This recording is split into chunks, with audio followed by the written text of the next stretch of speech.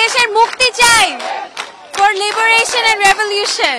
আমরা একসঙ্গে হয়েছি কারণ শিল্পীরা কিন্তু সবসময় ন্যায়ের পথে ছিল।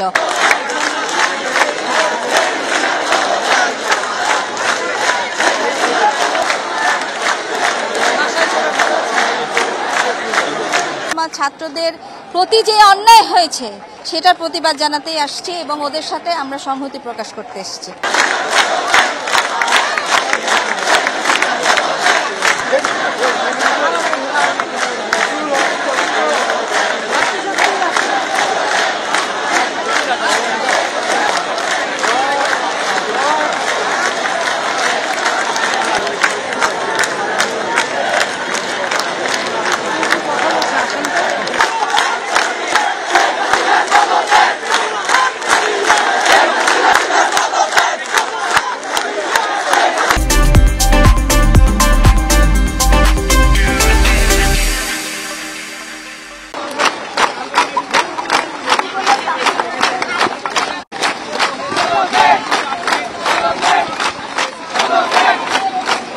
পদে থাকে এবং যে যাদের মায়ের বুক খালি হয়েছে এটা যাতে সুষ্ঠু বিচার হয় আমরা সেটাই চাই।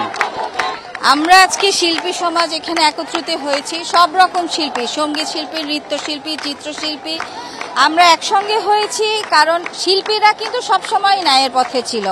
আপনি 52 বলেন, মুক্তিযুদ্ধ বলেন বা গণজাগরণ মঞ্চ বা এর আগে এরশাদ বিরোধী আন্দোলনে শিল্পীরা সবসময় ন্যায়ের পথে ছিল।